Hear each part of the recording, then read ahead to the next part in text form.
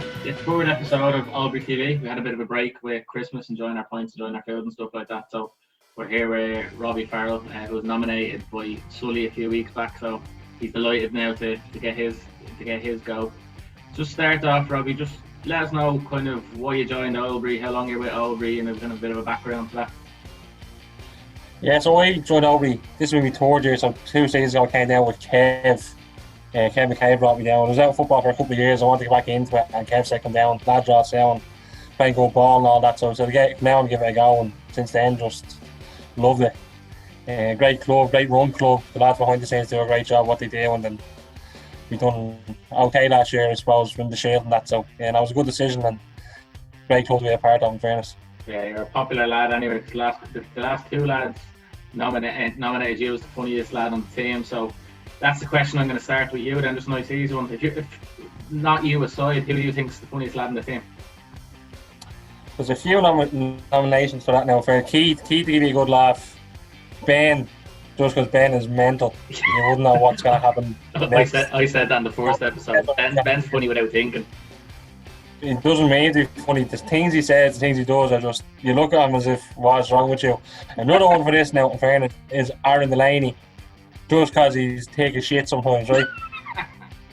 Aaron will just come out with something and you look at him and you say, there's no way on earth you meant that you're setting someone up for a joke here, but he's dead serious and I get a great laugh. What's the nightclub with all the floors? The what? What's the nightclub with all the floors? See, that's what I mean. That's set up as I'm not trying to be funny here, but he was being dead serious. Do you know what I mean? Yeah, no. He's just actually over. Great lad though. That's spot on, yeah, some lad. That's very spot on. That was some crack. Right, so football question then. Who do you think is the hardest to play against? Like, who would you hate to play against? So who do you hate to play against in training? And if you're coming up against them in a match, who would you really hate to play against? And there's a few for that as well. Shane Porter, just because Shane will run and not stop running. Yeah. He runs as hard in the 90 minutes as he does in the fourth. It's incredible. I don't know how he does it. Another one, Ethan, just because he's smart, he's strong, he's quick, he's good in the air. He's everything you don't want to play against for a centre half. And then Keith, Aaron, all was just Yinka is just an absolute animal. He's just so strong. I don't know if it was Sully or Yinka, the Sully or Keith who said they hate playing against Sully Yinka because he just doesn't stop, and then he's like, you slide off him sometimes, like. I went to run into him trying to get tight to him, and I swear to God, it bounced off and went about 10 feet back where it came from. Oh. He's just so strong. He gets the ball in front, you put his foot on it, and just, you're not getting the ball. You're going to stay there as long as he wants you to stay there. Exactly. Yeah, no, there's definitely some good ones. I think a lot of the lads are saying, and then it's good because a lot of the lads say Shane because he doesn't stop. But it's good to get your perspective from the centre half, like, because Ethan is he's so sharp, like he knows what he's doing before he gets the ball. I don't think I've ever seen him lose a header in a match or training, and he's not as if he's 6'2", 6'3", he's whatever he is, under 6 foot anyway probably, and he just the leap on him, the time, and runs in behind, gets at the feet, and score. Right, so another question, maybe like a funnier question or an interesting question. You've been kind of away with the lads a couple of times, or you've been out with the lads a lot, or drinking in houses and stuff like that. Who do you think has the worst dress sense on the team? Keith had some good answers for this. I can't criticise anyone's dress sense. I dress like an outfit, so I can't go after anyone like that. But as Keith said, the young lads, it's either a bit bright or a bit tight or a bit not my style, let's say. Or nothing at all. Or nothing at all. But there's no one that has an outrageously bad dress sense, in fairness. There's no one that I can slag directly here on this one. This is just a general all-round one, I think. Yeah, unfortunately. I think as a team, we're not the most fashionable. We're not the most stylish, no. No. Unfortunately. No. So, saying that, I think we were talking about this in the WhatsApp group the other night, and you came out with some belters. Because I asked Sully this question and he kind of blanked a bit, but what's the funniest thing you've seen on a football pitch? Either with Oldbury or with somebody else, or preferably with Oldbury, but what's the funniest thing you've seen playing amateur football? There's a few last year. The couple of the friendlies, the Zimbabwe friendly was mental. From the second we got out of the car to the second we got home. There was a mental 90 minutes plus whatever we were there for. That was just mental. I blanked on this one as well. I can't think of any seriously mad funny ones.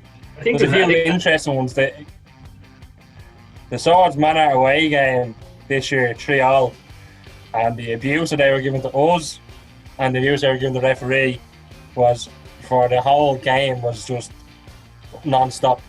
And a few of the things that sideline said were hilarious. Even though they were slagging us, they were very, very funny. But I couldn't laugh at it at the time because I think we were 2-1 up or whatever score it was.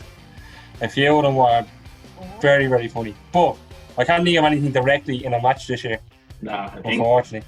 I think there's, like you said, there's interesting things. Like the Zimbabwe thing's hilarious. Like the Richie doing anything. It's just hilarious. Richie doing ref was the funniest thing. Rocking around with the rules on the phone. The phone's about 20 years old and so the rules.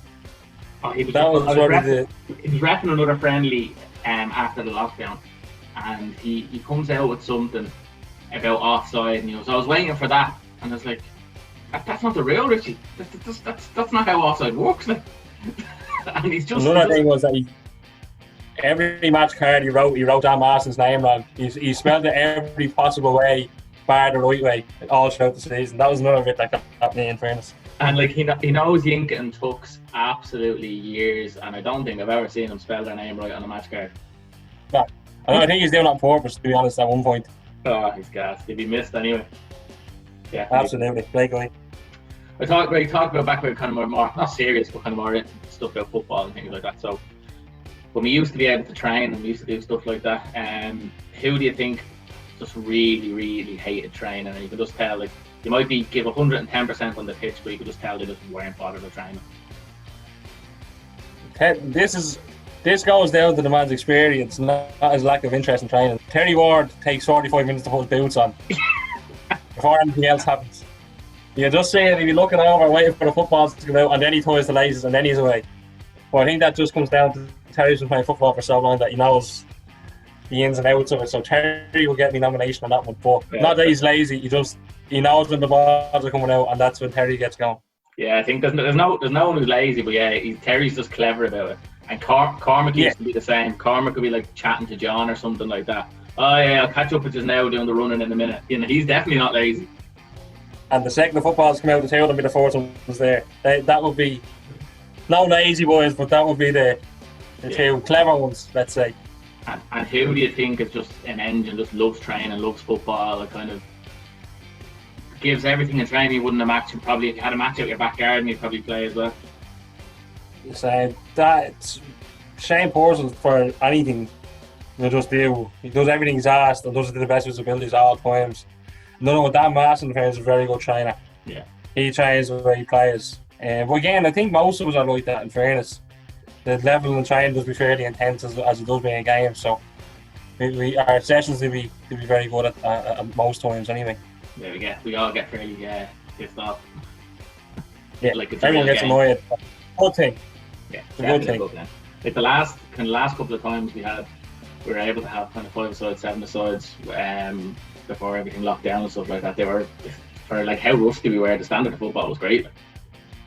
Really good. I think that was down to the fact that we hadn't been able to do much, and that was everyone's kind of released back into it. But the standard in them 5-a-side, 10-a-side games was really, really good. You can just tell lads just love it and stuff like that and just want to get into it. So what's your talk about? You've been here a couple of years now. What's kind of been your personal highlight, or what's been your favourite kind of match if you have one? This year, anyway, the semi-final and the final are the two obvious ones. Yeah. The semi-final, I thought we played really, really well that day. Unlucky probably to go to penalties in the end to win it. And then the final, it's always good winning the final. But I thought we played really well in the final as well. Yeah. Considering that we lost the Mellors twice, we beat us on the Astro, and then they gave us a good tonking in their place. So to go out there then and beat them, it was a nice way to kind of finish the season up, and then again to get the trophy at the end, we made it all that bit better as well. Yeah, it was great, and it's going to be hopefully good. We can kick on kind of things like that next year when the leagues. We have to use it now going forward as a springboard. We can't look back in a couple of years and that be the only thing we won. We want to say that's the first of 3, 4, 5 things. So hopefully we will. I think we have the group wants it now. We have a good young team now. They've had a taste of winning things, and hopefully that'll kick on now. And whenever we get to play football again, We just have it. The Shield was the first thing we won as a group, and not the only thing. Yeah, and I think like what you said, it's a good group of lads. It's a good mixture of young and old, and kind of we all just kind of want to get stuck in. And there's a good number of lads, so we can kind of have strength and depth and stuff like that. So there should be. Hopefully, when we get to play football, it'll be a bit of crack anyway. If we ever get to it's a nightmare at the minute, but sure we can do what we can. We'll get there. Before I let you go and finish up, who do you nominate to do this next? There's two ways I can go about this, right? There's someone that I find funny to do it because I know they won't like doing it, or to be a bit uncomfortable, or there's someone that'd be good for you to do it with. I don't mind either way. I'm gonna go. So you're going to do Aaron because I know he won't like it and it's funny for me, but I'm not going to do that.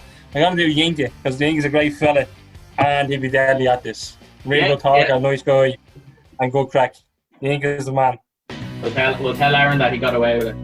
You're in a good mood. Make him next. Yeah, very good. All right, cheers, Robbie.